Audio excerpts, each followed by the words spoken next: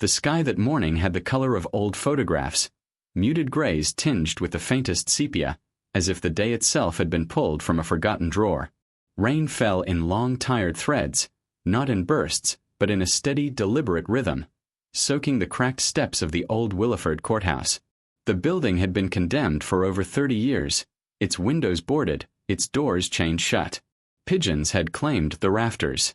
The air around it smelled of damp wood, rust, and the faint metallic ghost of rainwater pooling in forgotten corners. On that day, the courthouse was not supposed to be touched. Not yet. The demolition crew was behind schedule, delayed by late permits and missing equipment. But when the foreman finally decided to start clearing debris from the east steps, no one expected the hollow sound that followed the first strike of the pickaxe. It wasn't the sound of stone or brick giving way. It was softer, stranger, like hitting the side of a buried trunk. The workers paused. A cigarette dangled from the foreman's lip, its tip glowing faintly in the rain as he crouched to brush away the wet dirt. Beneath the concrete, just at the lip of the first step, something metal glinted under the mud. They dug with their hands, cold rainwater filling the shallow trench until the outline emerged. A rusted metal box, no larger than a shoebox, its surface pitted with age, streaked with reddish-brown corrosion. There was no lock, just a warped latch that gave way under the foreman's screwdriver. When the lid creaked open, the rain seemed to fall harder, though no one could say why. Inside, on a bed of yellowing newspaper from the summer of 1979, lay a collage of the ordinary and the unsettling. A child's marble, cloudy and chipped. A pressed flower, browned and brittle, sealed in wax paper.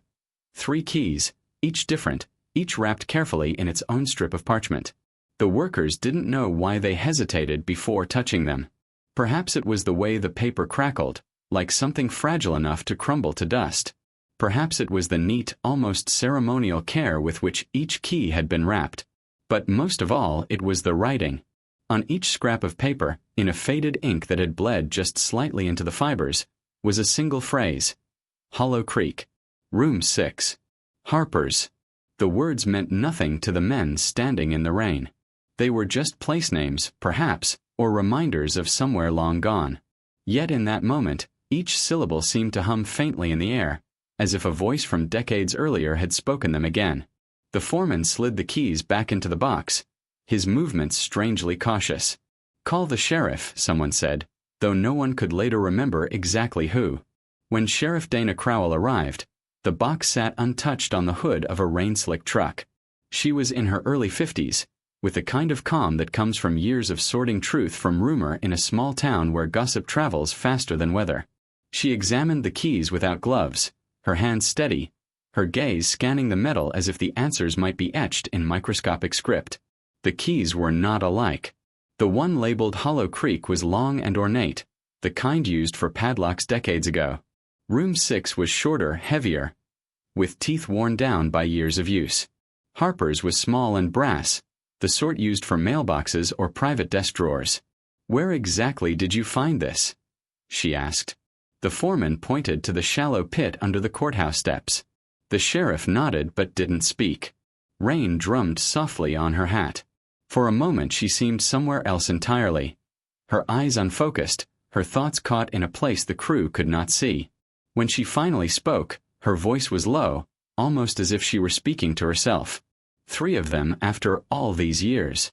Later that afternoon, as the courthouse stood silent under its veil of rain, the box was placed on an evidence table inside the Williford Police Department. The room was warm and dry, yet the air around the box felt cold. Sheriff Crowell sat alone, the overhead light casting a pale circle on the table. She spread out the newspaper lining the bottom of the box, its headlines half legible through stains and age. "Local mill faces closure." One read. Another was a weather report from July 1979, noting record heat and unseasonably dry conditions. None of it seemed connected to the keys. But then she remembered. The names. Hollow Creek. Room 6. Harper's. They weren't just random. They were the whispered markers of 3 cases. 3 disappearances that had haunted Williford for nearly half a century. The sheriff had grown up hearing the names in fragments. In late-night conversations among adults who thought children were asleep, in yellowing clippings at the back of the library's filing cabinets, in a resigned size of families who stopped waiting for phone calls. Each name belonged to a ghost of the 1970s. Outside, the rain slowed to a mist. The courthouse loomed against the horizon, dark and silent as if watching. Somewhere, far beyond the reach of the streetlights, Hollow Creek wound its way through the trees, its waters swollen from the storm, carrying silt and secrets toward the places where the past waits to be found. The sheriff closed the box gently, but her mind was no longer in the room. The unearthing was no accident, she thought. Someone had buried these keys not to hide them forever, but to make sure they would be found, someday. And now, in 2024, that day had come. Sheriff Crowell didn't sleep much that night.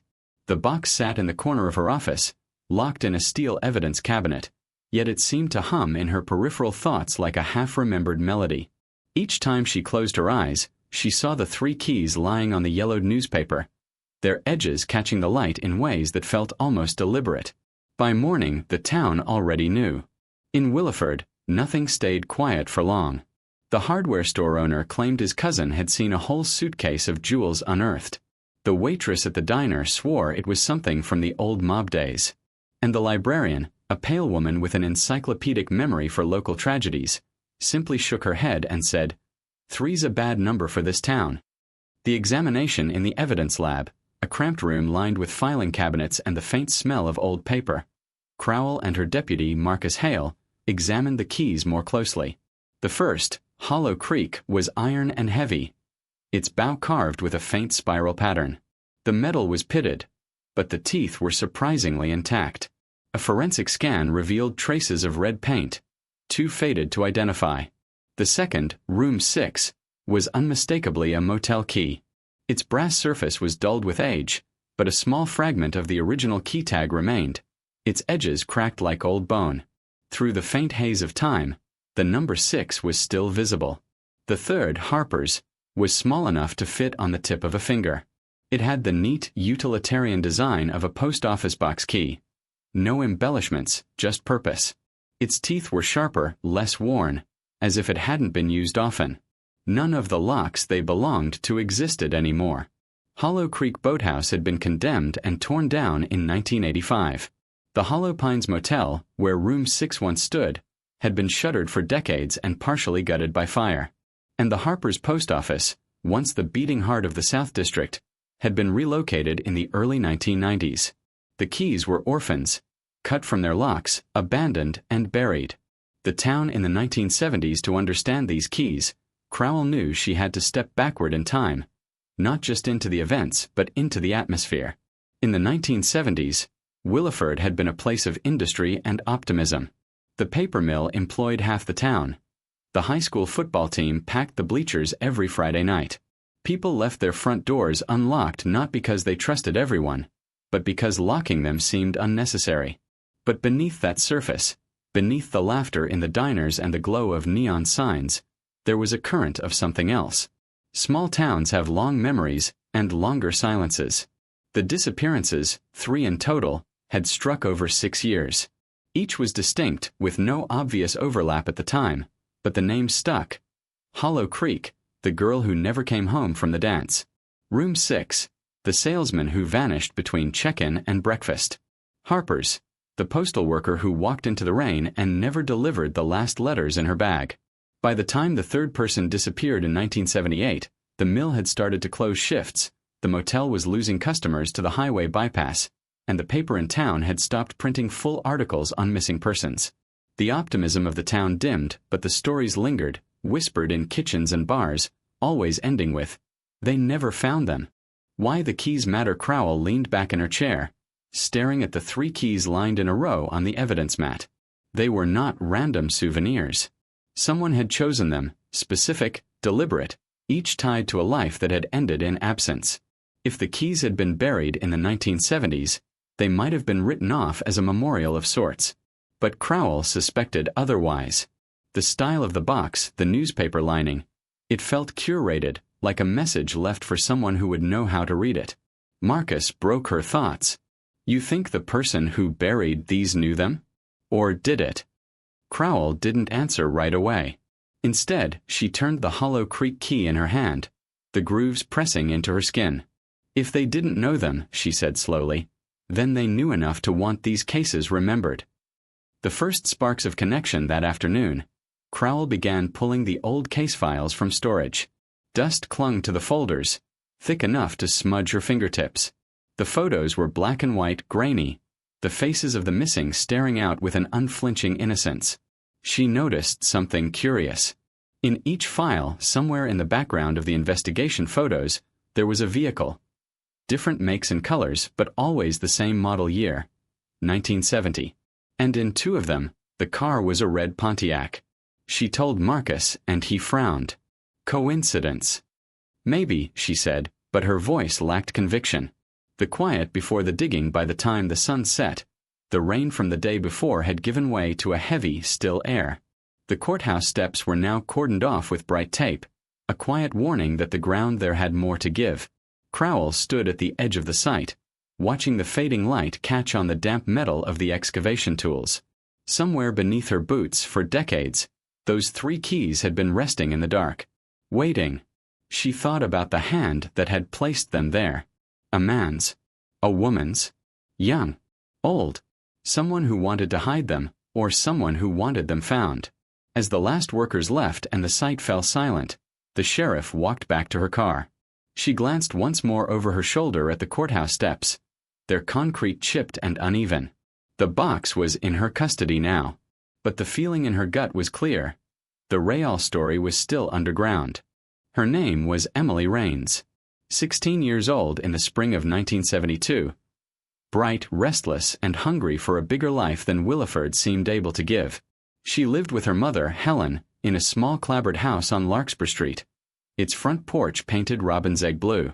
Her father had left when she was 9, heading out west for work and never returning. That last Friday night, Emily had been more animated than usual.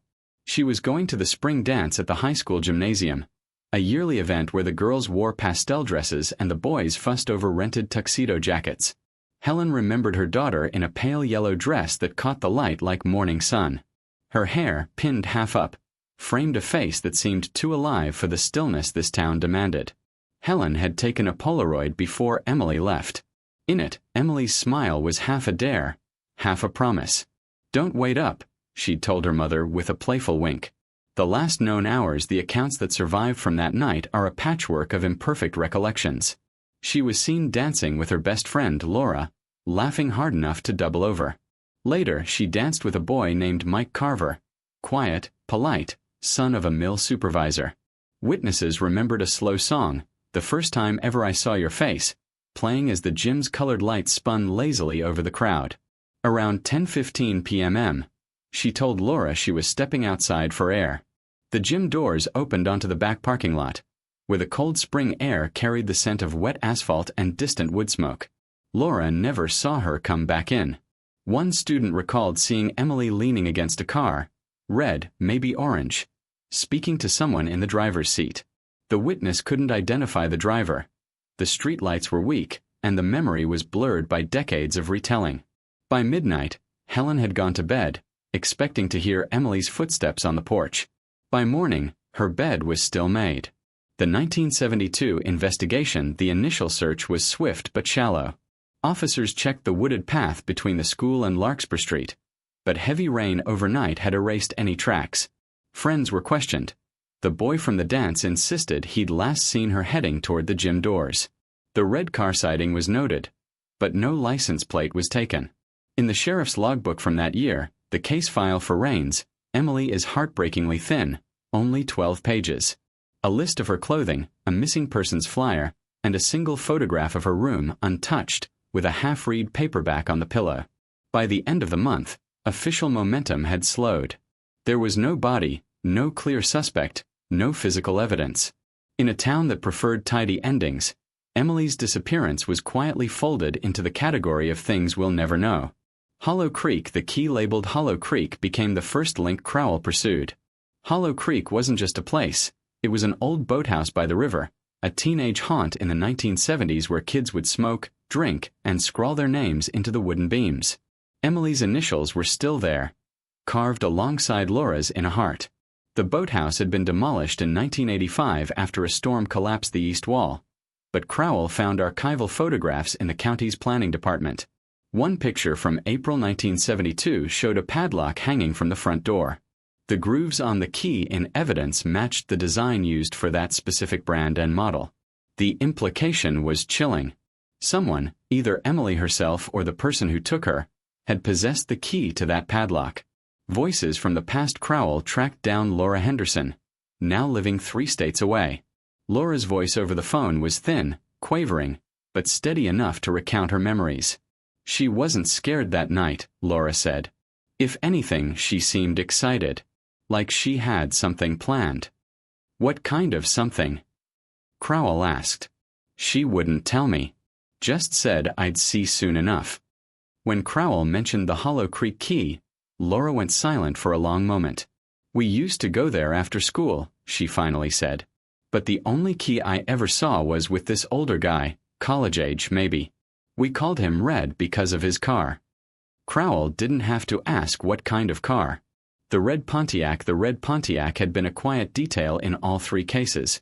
The kind of thing that might be coincidence, but in small-town memory, coincidences have teeth. In 1972, a man named Raymond Doss owned such a car. He was 25, worked at a gas station on the highway, and had no formal ties to Emily. At least none on paper. When questioned back then, Doss claimed he'd been out of town the night of the dance. His alibi was vague, but without evidence to the contrary, the lead had gone cold. By the time Crowell revisited the file in 2024, Doss had been dead for 20 years. The mother's silence, Helen Raines, never moved from Larkspur Street.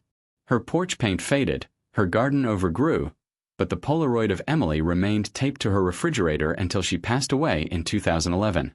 Neighbors said she rarely spoke of her daughter in the last decade of her life. Crowell found one of Helen's old journals in a box at the Historical Society. Most entries were mundane, shopping lists, weather notes, but in April 1972, a short, cryptic line appeared. She said she found the key. I told her to put it back. No one knows which key Helen meant. The emotional weight in the present day, standing in the evidence room with the Hollow Creek key in her palm, Crowell could almost feel the cool metal warming in her grip, as if someone else's hand had just released it. The key was no longer just a relic. It was a bridge between now and the night Emily stepped into the dark and never came back. It was a door that might never be opened, yet still waited for someone to try. His name was David Lorenz. 38 years old, traveling salesman for a regional appliance distributor, known for pressed suits, a quick smile, and a voice that made every conversation feel like it might lead to a handshake and a deal. He drove a cream-colored Buick Skylark, carried 2 sample cases, and kept a small black address book in his breast pocket. On the afternoon of October 14, 1975, David checked into the Hollow Pines Motel, a squat, L-shaped building off the old highway, its neon vacancy sign buzzing faintly even in daylight. The owner, Martha Elkins, remembered him well because he'd been her last guest to check in that day. He paid in cash for 1 night. No deposit. No fuss. The last sightings, according to the register, David was assigned room 6, midway down the long row of doors facing the parking lot. The room smelled faintly of pine cleaner and cigarette smoke, the standard aroma of small motels in the 1970s. Around 6:45 p.m., Martha saw him walking to his room with both sample cases in hand. A fellow guest, a truck driver staying in room 4, later reported hearing a man talking on the phone in room 6, the voice low and calm, with occasional bursts of laughter. By 8:15 p.m., David was seen leaving the room and walking toward the vending machines. He bought a soda, nodded at the truck driver, and returned to room 6. That was the last confirmed sighting. The vanishing the next morning, the bed in room 6 was still made, untouched. The television was off. Both sample cases were gone. The small black address book was gone. And David Lorenz was gone. Martha told the 1975 investigators she hadn't heard any disturbance.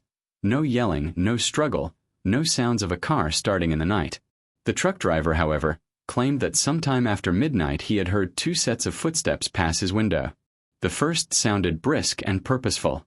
The second was slower, heavier, like someone being led rather than walking by choice. Inside room 6, Sheriff Crowell visited the Hollow Pine site in 2024. The motel had been closed for decades.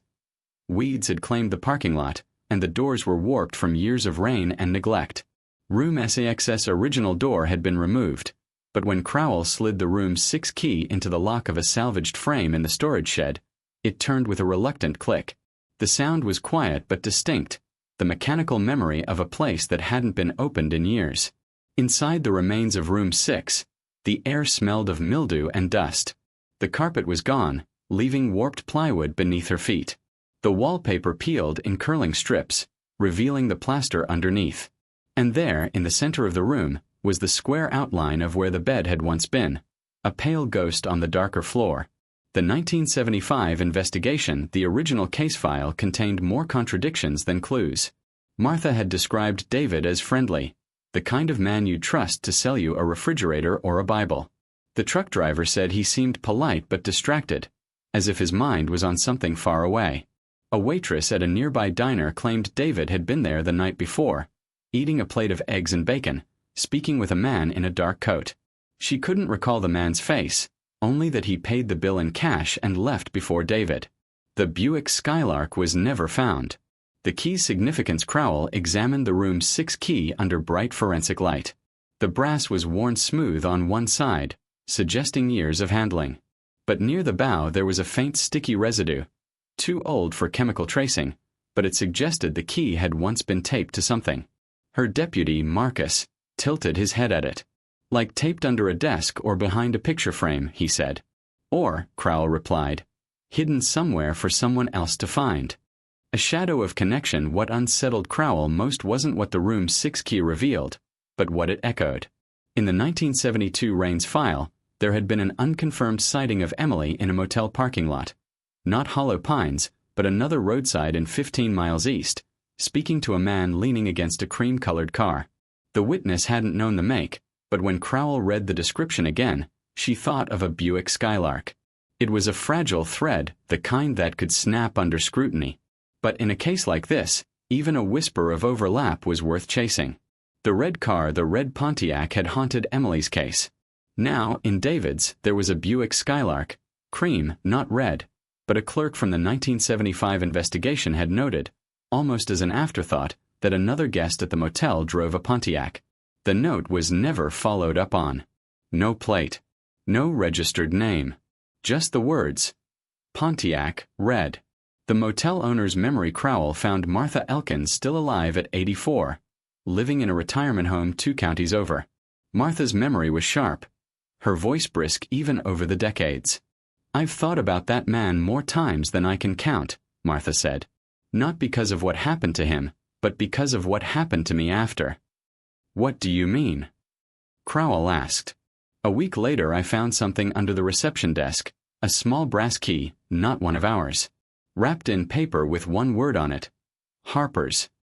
Crowell's pen paused mid-sentence. That was the label on the 3rd key in the time capsule.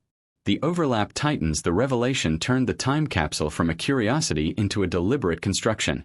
It was no longer just a burial of random objects. It was a coded chain, each key a waypoint to another disappearance. Whoever had assembled it had known not only the victims, but also the details the original investigations had either missed or ignored. Crowell left the retirement home with the room's 6 key in her pocket, feeling its weight like a question pressed into her palm. 2 cases, 3 years apart, now linked by more than just geography. The past, it seemed, wasn't sleeping, it was waiting. Her name was Linda Harper, 24 years old in the spring of 1978, a postal worker for the Williford branch, known for her quick stride, tidy handwriting, and habit of humming old folk songs while sorting letters. She had grown up in the same neighborhood she now delivered to and knew the names and faces on her route by heart. Linda was the youngest of 3 sisters. While the older 2 had married and moved away, Linda stayed behind to care for her widowed father. She rented a small apartment above the hardware store just a block from the post office. People remembered her as independent, cheerful, and private. Someone who had her own inner world but never seemed lonely. The last route on June 3, 1978, the weather had been heavy with the threat of rain. Linda left the post office shortly after 2 p.m., her blue satchel slung over her shoulder, a stack of letters bundled neatly inside. She was last seen at 2:40, delivering mail on Elm Street. A shopkeeper claimed to have watched her cross the road toward the east end of her route, whistling softly. She never finished her deliveries. By 4 p.m., her satchel was found propped neatly against the brick wall of an alley between two storefronts. The remaining letters inside were dry, untouched, as if she had set them down just moments before stepping away. No one saw where she went. The 1978 investigation police searched the surrounding blocks, the alleys, and the wooded lot behind the train depot. They found no signs of struggle, no witnesses who saw her enter a car, and no clear reason for her to have abandoned her route. Her apartment above the hardware store was neat, her paycheck uncollected. Her father insisted Linda had no enemies, no debts, no secret romances. If she left, he told the press, it wasn't by choice. The key to Harper's, the small brass key in the 2024 time capsule, was labeled Harper's in the same faded handwriting as the others. It was the type used for post office boxes. Short, precise, designed for daily use. In 1978, Linda had a P.O. box at the Williford branch for her own mail, but that key had been accounted for in her possessions. The time capsule key matched the design used for a different set of boxes, ones that had been installed in a small, now demolished satellite post office across town. Crowell dug into the archives and found the box number P.O. Box 47. The record showed that the box had been closed in September 1978, 3 months after Linda vanished. The registered name on the account was unfamiliar, E. Carter, and the address given was a vacant lot. The letters inside, when the box had been closed, its contents were logged and sealed in storage. Decades later, Crowell managed to locate the dusty evidence envelope in a federal archive. Inside were 12 letters, all addressed but never mailed. The handwriting varied, some blocky and tense, others fluid and ornate, but the tone in each was unsettling. They were confessions of a sort, though vague and incomplete. I didn't mean for the first one to happen. The motel was supposed to be the end of it. She knew about Hollow Creek. Not all the letters were signed, but 3 bore the initials R.D. Crowell thought of Raymond Doss, the owner of the red Pontiac from Emily Raines's case. Witness memory: one of the last people to see Linda was an elderly man named Paul Griggs, who had been repairing a window on Elm Street that afternoon. He remembered Linda stopping to hand him a letter, one that wasn't addressed to him. She smiled, said she'd made a special delivery, and tucked it into his shirt pocket before walking away. When Crowell tracked down the letter decades later, the paper was yellowed, the ink faded, but the message was still legible. If you're reading this, it's because the key found me first. No signature. No explanation. The thread between cases: the Hollow Creek key, the Room 6 key, the Harper's key. All 3 tied to the vanished. All 3 resurfacing together in a box buried under the courthouse steps decades later. But it was Linda's case that gave Crowell the most tangible thread: the P.O. box, the letters, the initials R.D., and the strange phrase about the key finding her. It suggested more than coincidence. It suggested a chain of events, planned, orchestrated, and preserved for reasons no one yet understood.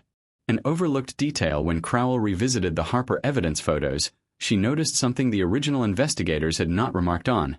In the reflection of a shop window near where Linda was last seen, there was a faint, blurry shape of a car parked across the street. The color was hard to tell, but in certain light it seemed dark, with a flash of something red near the bumper. Marcus stared at the photo for a long time. "You think that's the Pontiac?" Crowell didn't answer, but she felt the air in the room tighten. The emotional core: unlike Emily or David, Linda's case carried an extra weight for Crowell. Not because it was more tragic, but because Linda had been moving, walking, breathing in familiar daylight moments before she vanished. No nighttime shadows. No isolated location. Just a route she had walked hundreds of times before, until something or someone cut across it. The Harper's key wasn't just an object in a box. It was a hinge. And Crowell knew that if she could understand why it had been placed there, she might finally open the door the past had kept locked. By the summer of 2024, Sheriff Dana Crowell's office looked less like a workplace and more like an obsessive mind map brought to life. The walls were lined with pinned photographs, faces of the missing, grainy location shots, archival clippings, linked by a crisscrossing maze of red string. At the center of the web, the 3 keys, printed in enlarged high-resolution detail. Each key had its own cluster of notes. Hollow Creek, Emily Rains, April 1972, Red Pontiac Sighting Room 6. David Lorenz, October 1975, Buick Skylark, Pontiac Overlap Harpers. Linda Harper, June 1978, P.O. Box 47, letters with initials R. D. The overlaps were faint but undeniable, the red Pontiac surfacing in 2 cases, a name or initial bridging the first and third, and in all 3, an object that belonged to a space now gone. Patterns across time. Crowell and her deputy Marcus began overlaying maps from the 1970s onto the present-day layout of Williford. The boathouse, the motel, and Linda's last delivery point formed an uneven triangle. At first glance, it seemed meaningless. 3 points on a map connected only by history. But Marcus noticed something unusual. At the center of that triangle stood the old courthouse, under whose steps the time capsule had been found. It was as if the burial site had been chosen deliberately, not for secrecy, but for symmetry. Then and now Crowell ran a comparison of the original 1970s police reports with modern investigative techniques. Back then, details were logged by hand, timelines built from memory, and witness statements often left uncorroborated. In contrast, 2024 offered digitized archives, facial recognition software for old photographs, and the ability to reanalyze evidence with techniques unavailable at the time. What emerged was a series of small but potent corrections. A supposed out-of-town alibi in the Lorenz case placed Raymond Doss only 30 miles away. A motel guest list from 1975 included an E. Carter, the same name used to register Linda Harper's mysterious P.O. box. In Emily's case, a newly digitized yearbook photo revealed a man in the background, slightly blurred, wearing a coat similar to the one described by the diner waitress in David's case. The past reaching forward, it was one thing to suspect the cases were linked. It was another to see the lines connecting them deepen with every recheck. Crowell couldn't shake the feeling that the person who buried the keys wanted her to notice.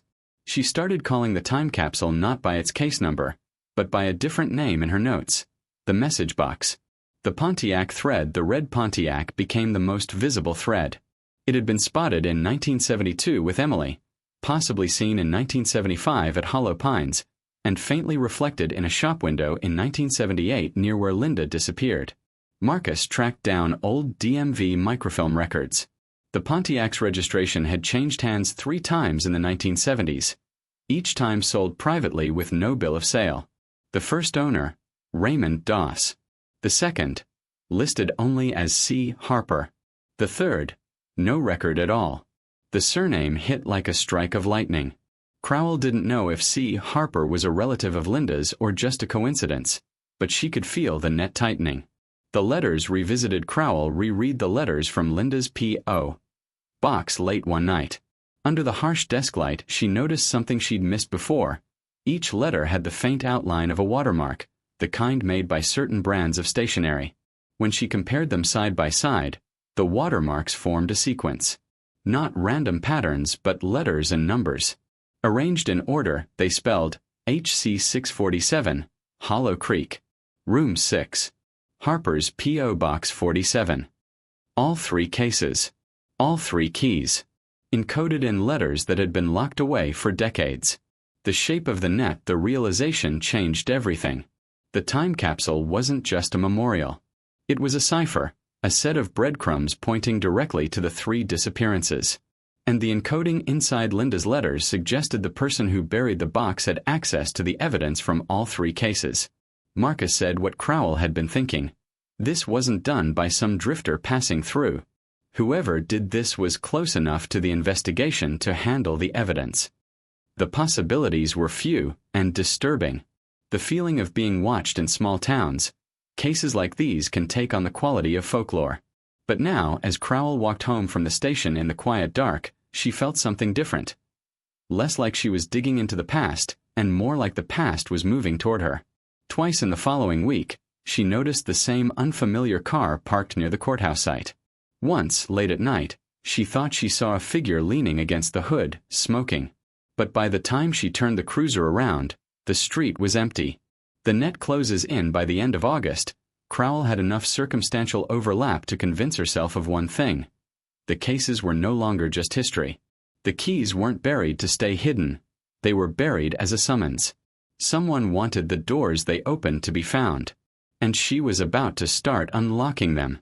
The name came from an old invoice Crowell found buried in the 1970s courthouse maintenance records. It was dated March 4, 1972, and listed a payment to Knox & Sons Locksmithing for custom duplication, 3 units. The handwriting was neat, the total some modest. The address led to a small brick shop long since closed, its windows clouded with dust and sun-faded flyers. The man who had signed the invoice, Gerald Knox, was now 91 years old and living in a nursing facility on the edge of town. The visit Crowell and Marcus drove out on a warm, windless afternoon. The nursing home was quiet, its hallways smelling faintly of antiseptic and old linen. Gerald sat in a wheelchair near the window of a sunlit lounge, his hands folded over a wool blanket. His hair was thin and silver, his skin mapped with age spots, but his eyes, pale blue and sharp, tracked them the moment they entered. "You're here about the keys," he said before they'd even introduced themselves. The memory that lingers. Crowell sat across from him, placing photographs of the Hollow Creek, Room 6, and Harper's keys on the table. Gerald leaned forward slowly, his gaze lingering on each one as if reacquainting himself with old acquaintances. "I made these," he murmured, "years ago. I remember the feel of the blanks, the sound of the cuts. Do you remember who ordered them?" Crowell asked. Gerald's expression shifted. Part hesitation, part something like nostalgia. He was a tall man, voice like radio static, smooth, but with something under it. Came in 3 times, never together. Each time he gave me one address, one lock. Paid in cash. Said they were for places that needed keeping. The tall man, did he give a name? Gerald shook his head slowly. "Names are slippery things, Sheriff. He gave me one, but I think it was borrowed." He described the man in fragments. Wore dark coats even in warm weather. Carried a small leather notebook he never opened in view of others. Smelled faintly of tobacco and something metallic. When Marcus asked if he'd ever seen him again, Gerald nodded once. 2 years later. He came back but didn't buy anything. Just stood outside the shop in the rain, watching through the glass. When I looked up, he smiled. Then he walked away. The connection he wouldn't say. Crowell pressed for more, but Gerald's gaze drifted to the window. "You think these keys are about what happened to those people," he said softly. "But the keys aren't the story. They're bookmarks. Hold your place, and when the time's right, you open the book again." The remark unsettled Crowell. She asked if he knew why the keys had ended up in a time capsule. Gerald only smiled faintly, as though she'd asked a question with too many possible answers. The final detail as they stood to leave, Gerald reached out and caught Crowell's wrist with surprising strength. "One more thing," he said. The room seemed to hold its breath. "The man asked me to make a 4th key. I never saw the locket fit, but I know what he called it." Crowell waited. "He called it," Gerald said, "the one that stays lost." The ripple effect back in the cruiser, Crowell sat in silence, replaying Gerald's words. A 4th key. Not in the time capsule. Not in any evidence log. If it existed, it might still be out there, waiting in the shadows of whatever game had been started decades ago. Marcus finally broke the silence. "You think he's telling the truth?" "I think," Crowell said, "he told us exactly as much as he wanted us to know." A door left ajar. The visit left Crowell with more than questions. It left her with the sensation of standing in a hallway lined with locked doors, knowing someone else held the master key. Gerald's description of the man, the dark coat, the lingering gaze, the deliberate return years later, felt less like a clue and more like the echo of a presence that had never really gone away. She kept coming back to one phrase. Places that needed keeping. Keeping what? Keeping in, or keeping out? It happened the way these things often do, suddenly, as if the answer had been waiting just off stage, ready to step into the light. A dusty box of state police archives arrived from a storage facility 3 counties away, its contents logged for routine digitization. Inside was a slim, forgotten file stamped in faded red. Bell, Thomas, closed. The name from nowhere Thomas Bell had been a drifter in the 1970s, arrested twice for petty theft, questioned in connection with 2 disappearances in neighboring states, but never charged. In 1979, he'd been killed in a bar fight in Kansas, ending a transient life without fanfare. What caught Crowell's attention was a note in the margin of one report: owned red Pontiac. Partial plate matched to Williford's '72 case. And there it was, one of the overlapping details that had haunted the 3 disappearances, tied neatly to a man who could no longer answer questions. The shape of an answer the more Crowell dug, the more the pieces seemed to fit. Bell's known travel routes placed him within a 50-mile radius of Williford during all 3 disappearances. His criminal history suggested opportunistic behavior. A surviving arrest photo showed a tall man in a dark coat, the very image Gerald Knox had painted. In the Lorenz case, a motel receipt from 1975 bore a signature that, under modern handwriting analysis, was a close match to Bell's. For Emily's disappearance, a witness statement from a nearby county described a man of Bell's description seen with a teenage girl near a lakeside road. And for Linda Harper, one of the letters from P.O. Box 47 bore handwriting strikingly similar to Bell's known samples. The presentation of closure Crowell called a press conference. Under the fluorescent lights of the Williford Community Center, she explained that new archival evidence strongly suggested Thomas Bell's involvement in all 3 cases. She acknowledged the gaps: no bodies, no conclusive proof, but emphasized that the circumstantial links were strong enough to bring a measure of resolution to families who had waited half a lifetime for answers. Cameras clicked. Local news anchors nodded solemnly. The families gathered in the front row held each other's hands. Helen Rain's sister cried quietly into a tissue. Linda Harper's niece whispered, "Finally." But the cracks were there in the quiet after the press conference. Marcus lingered in Crowell's office. "It fits," he said. "But it fits too clean. Like someone trimmed the edges until they matched." Crowell knew what he meant. For all the circumstantial links, there were stubborn contradictions. 2 of the P.O. Box letters had been dated after Bell's death. A witness in the Lorenz case recalled hearing the man in room 6 speak in a voice that didn't match Bell's gravelly tone. And Gerald Knox's account of the key buyer suggested a man who visited after 1979. The private doubt Crowell didn't share her doubt with the press. She let the town settle into its cautious relief, knowing that sometimes the need for closure outweighs the appetite for truth. But in her own notes, she drew a thin line through Bell's name, writing beside it, "Too easy." The truth, she suspected, was still out there, watching, waiting. And if the time capsule was truly a message, then the sender had just watched her announce the wrong answer. The unsettling call 2 days later, the front desk patched through a call to her office. The voice on the line was male, low, unhurried. "I saw you on TV," he said. "You're looking in the wrong direction." Before she could ask his name, the line went dead. The sense of something unfinished hung in the air, like a door she'd thought was closed slowly swinging open again. It didn't come from a witness. It didn't come from a confession. It came from a receipt. A young clerk at the county records office, half curious, half bored, had been digitizing old property maintenance logs from the courthouse when he noticed something odd. The original file for the burial of the commemorative time capsule wasn't stamped in the early 70s, as everyone assumed. It was dated September 12, 1994, 22 years after Emily Raines disappeared, 19 years after David Lorenz, 16 years after Linda Harper. The first shock Crowell read the document 3 times, her pulse loud in her ears. The form listed a public ceremony in which the mayor at the time and a local civic group had supposedly buried a capsule to commemorate the town's centennial. But the only witnesses recorded were 2 council members, both now deceased, and the mayor's signature was suspiciously neat for a man whose handwriting was notoriously illegible.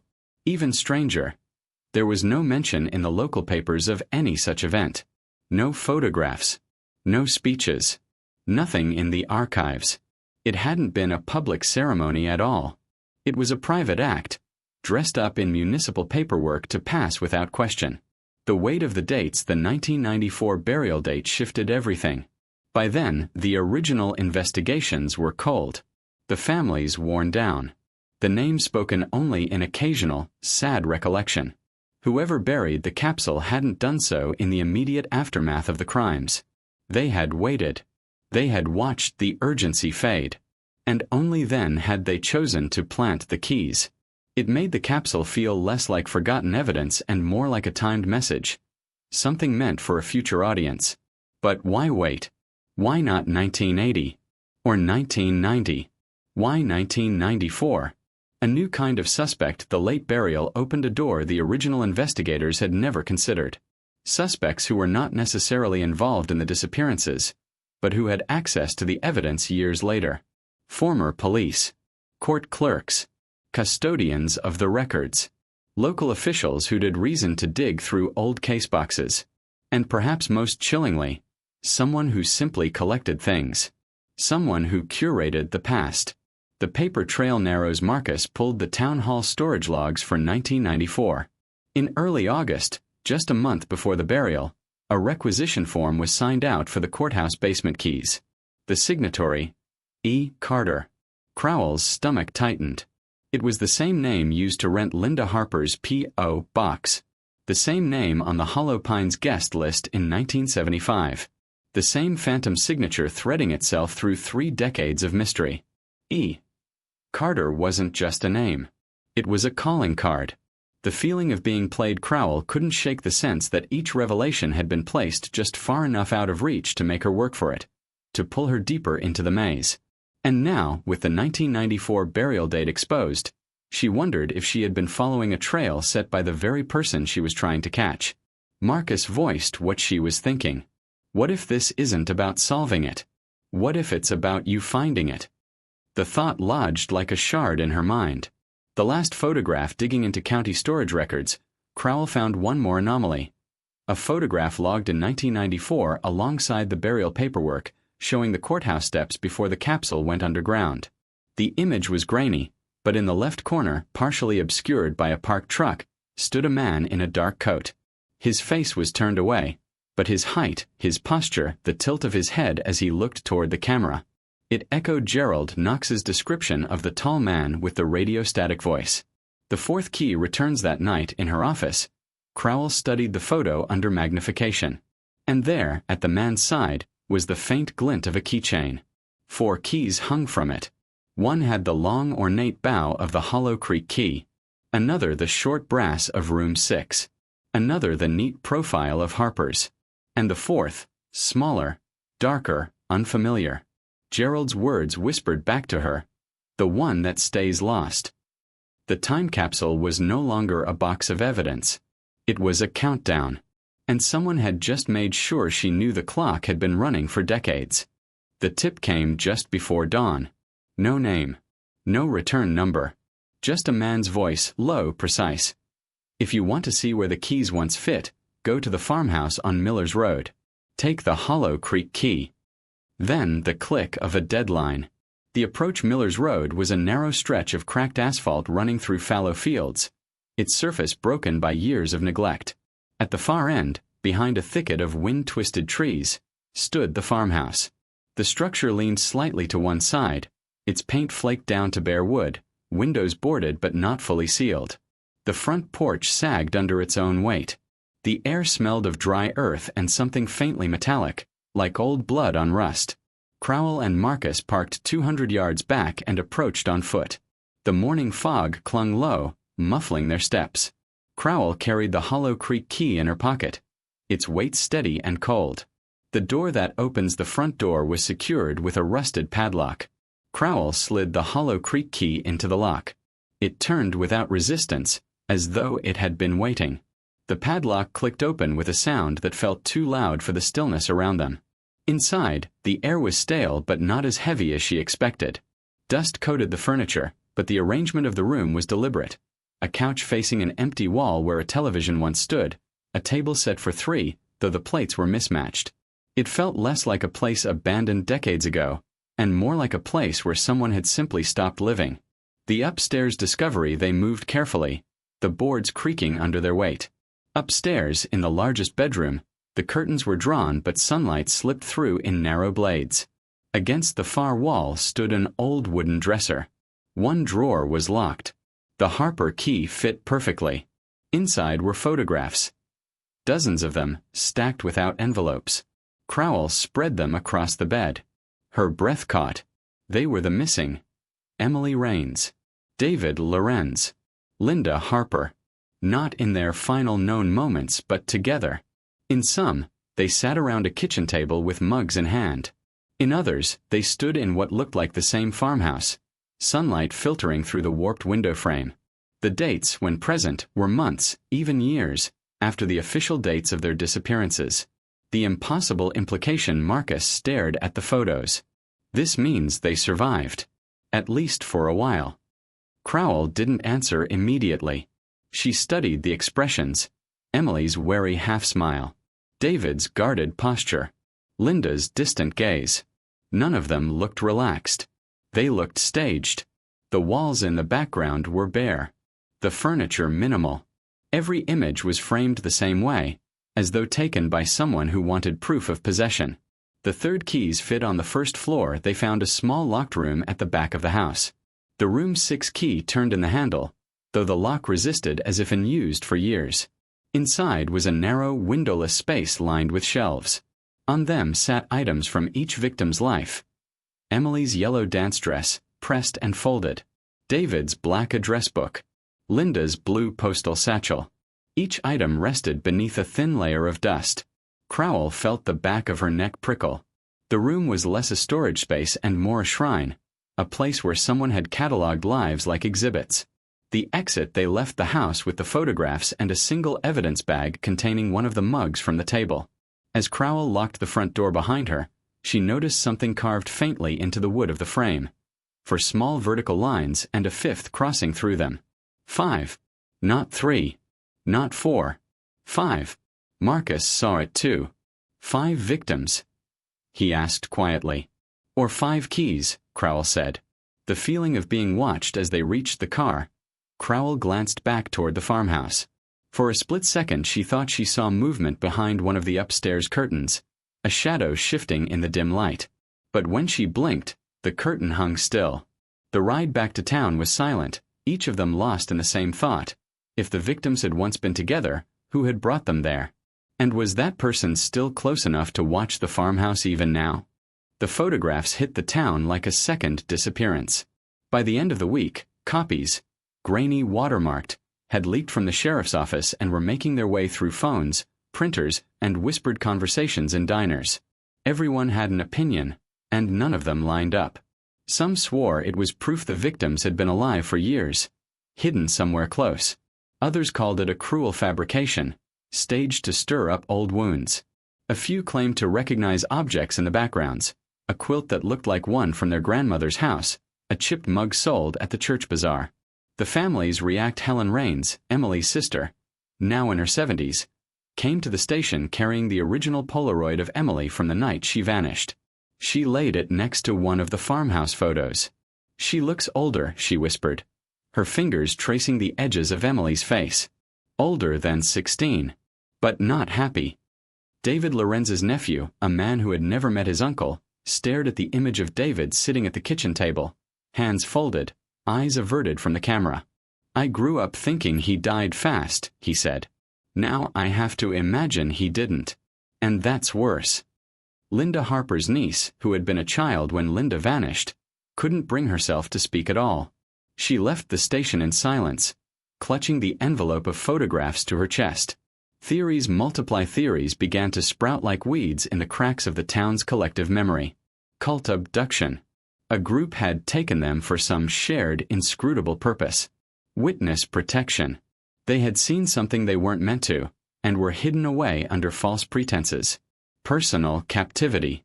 A single individual had collected them like rare artifacts, their lives maintained, but tightly controlled. Crowell listened to them all, knowing that each theory was just a shape drawn in fog, visible for a moment before dissolving. The 4th and 5th keys, the farmhouse carving, 5 tally marks, loomed in Crowell's mind. If the time capsule had 3 keys, and Gerald Knox spoke of a 4th, what did the 5th mark mean? She revisited every photo, searching for hidden clues.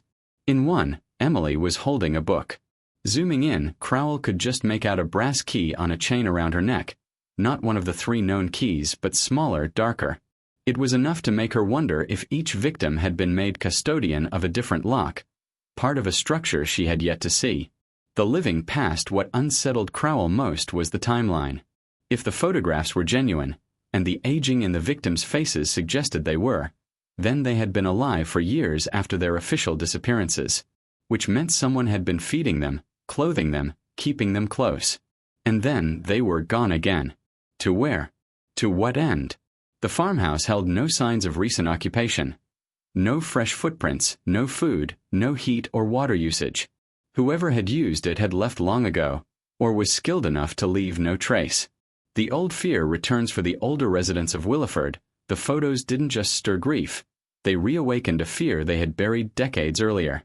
Parents began walking their children to school again.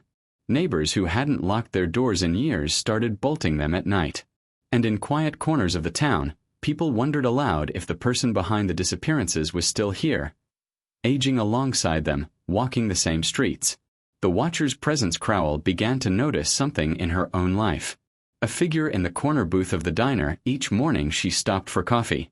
A car parked across from her house on 3 separate nights, engine off, windows dark. Nothing she could prove. Nothing she could pursue. But enough to make her feel that her investigation was being watched as closely as it was being conducted. The message that lingers. The time capsule had started as an object, a box of relics from the past. Now it felt like an ongoing conversation between Crowell and someone she had yet to meet. Each key, each photograph, each carved mark, a sentence, and the farmhouse photographs, she suspected, were the same as the first 3 keys. A door, one that she was being dared to open. It arrived without a note. No package. No envelope. Just an unmarked evidence bag left on the reception counter of the sheriff's office one Tuesday morning. Inside was a single key. The first look, Crowell recognized it instantly. Not one of the 3 from the time capsule, nor the 2 possible unknowns hinted at by Gerald Knox and the farmhouse tally marks. This one was different. Blackened steel. Its bow flat and featureless, except for a small etched circle in the center. The teeth were uneven, cut in a way that didn't match any standard locksmith pattern. When she held it, it was lighter than she expected. Cold, but in a way that felt deliberate, as if it had been stored somewhere designed to keep it that way. The search for its lock. Crowell sent the key to the state lab for analysis. The metallurgy was common. The wear patterns suggested regular use. But the lock it fit remained a mystery. Not for a door. The profile was too shallow. Something smaller, tighter. A lockbox perhaps. Or a compartment inside a larger mechanism. Marcus tried fitting it into every old lock in the station's evidence room. None turned. None even came close. The unasked question, there was no way to know who had left it. The security cameras in the lobby had been down for maintenance the night before. The front desk clerk swore she'd stepped away only briefly to make coffee, which meant someone had walked into the sheriff's office, placed the bag on the counter, and walked out unseen. The feeling it carried. Crowell didn't put the key in evidence right away. Instead, she kept it in the top drawer of her desk for 3 nights, as if proximity might reveal something. At odd moments, signing a report, answering a call, her eyes would drift to the drawer, sensing its presence like a low hum in the room. On the 3rd night, just before leaving, she opened the drawer, took the key out, and held it in her palm. The etched circle on the bow caught the light. For a moment she thought she saw something within it, an almost imperceptible crosshatch, like the faint map of streets. The closing thought, the farmhouse. The photographs. The encoded letters. The time capsule. Every piece had been an object she could place, a relic of the past. But this key was different. It didn't belong to the history she was excavating. It felt like the beginning of something else. Crowell locked the key in a small tin box and slid it to the back of her desk drawer. She told no one, because deep down she knew, if she found the lock this key belonged to, she might not be able to close it again.